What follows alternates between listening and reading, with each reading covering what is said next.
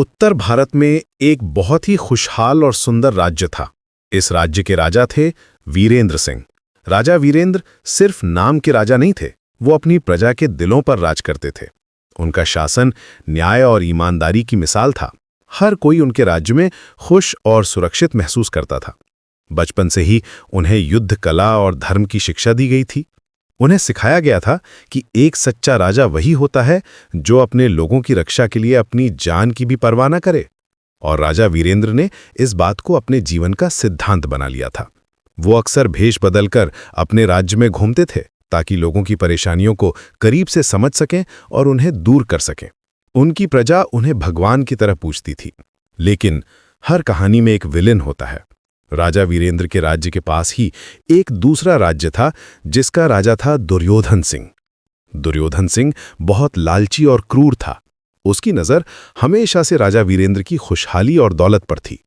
वो सालों से अपनी सेना को मजबूत कर रहा था, एक दिन वीरेंद्र के राज्य पर हमला करने के लिए।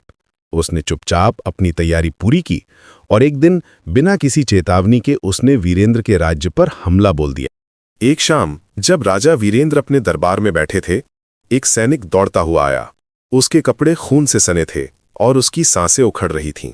उसने हांफते हुए कहा, महाराज, गजब हो गया। दुश्मन की एक बहुत बड़ी सेना हमारी सीमा की ओर बढ़ रही है। ये सुनते ही पूरे दरबार में सन्नाटा छा गया। लेकिन राजा वीरेंद्र के चेहरे पर डर का कोई निशान नहीं था। उनकी आंखों में एक अजीब सी शांति और दृढ़ निश्चय था।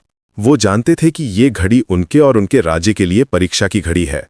उन्होंने तुरंत अपने सेनापति को सेना तैयार करने का आदेश दिया। हजारों सैनिक अपने हथियारों के साथ मैदान में तैयार खड़े थे। लेकिन एक चिंता की बात थी, दुश्मन की सेना उनकी सेना से कई गुना ज्यादा बड़ी थी। राजा वीरेंद्र अपने सैनिकों के सामने आए।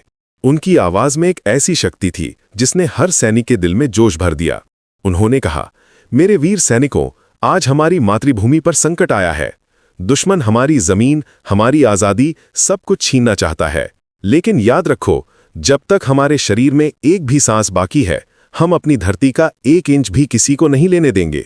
उनकी बातें सुनकर सैनिकों की आंखों में एक नई चमक आ गई। सबने एक साथ चिल्लाकर कहा, महाराज वीरेंद्र की जय, हम अपनी आखिरी सांस तक लड़ेंगे। राजा ने आगे कहा, यह सिर्फ एक युद्ध नहीं है, ये हमारे सम्मान और हमारी आने वाली पीढ़ियों की आजादी की लड़ाई है। ढाल उठाओ और आगे बढ़ो। और फिर युद्ध का बिगुल बज गया। मैदान में भयानक युद्ध छिड़ गया। तलवारों की टंटनाहट और सैनिकों की चीखों से आसमान गूंज रहा था।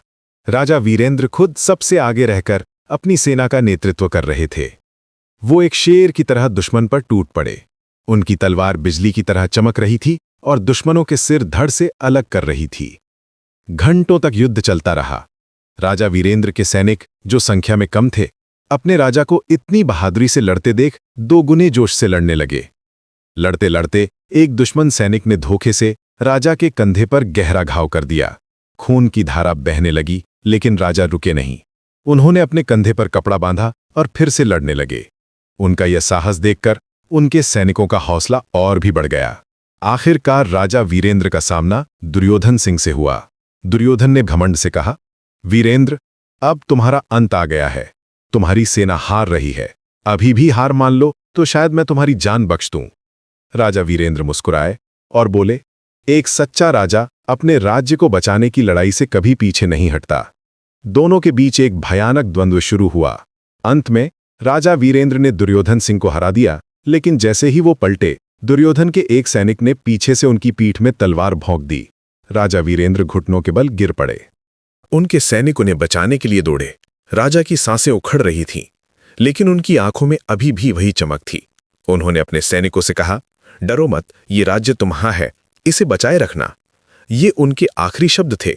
अपने राजा के इन शब्दों ने सैनिकों के अंदर आग लगा दी। वो सब मिलकर दुश्मन सेना पर ऐसे टूटे जैसे भूखे शेर अपने शिकार पर टूटते हैं। उन्होंने दुश्मन सेना को पूरी तरह से खत्म कर दिया। युद्ध जीत लिया गया था, लेकिन पूरे राज्य में मातम छा गया था। हर कोई अपने प्यारे राजा के लिए रो रहा था। उन्होंने अपने राजा को तो खो दिया था, लेकिन उनकी दी हुई आजादी और सम्मान को बचाए रखा था। राजा वीरेंद्र के बलिदान को हमेशा याद रखने के लिए लोगों ने उनकी याद में एक बहुत बड़ा स्मारक बनवाया। आज भी हर साल उस दिन लोग वहां इकट्ठा होते हैं और उनकी वीरता को याद करते हैं। लोक गीतों में उनकी कहानी गाई जाती है। लोग कहते हैं वो राजा जिसने अपनी जान की बाजी लगा दी, जिसने अपनी धरती की रक्षा में अपना जीवन दे दिया, वो वीरेंद्र था। वो एक सच्चा योद्धा था। ऐसा राजा सदियों में एक बार ही जन्म लेता है और राजा वीरेंद्र की कहानी आज भी लोगों को प्रेरणा देती है।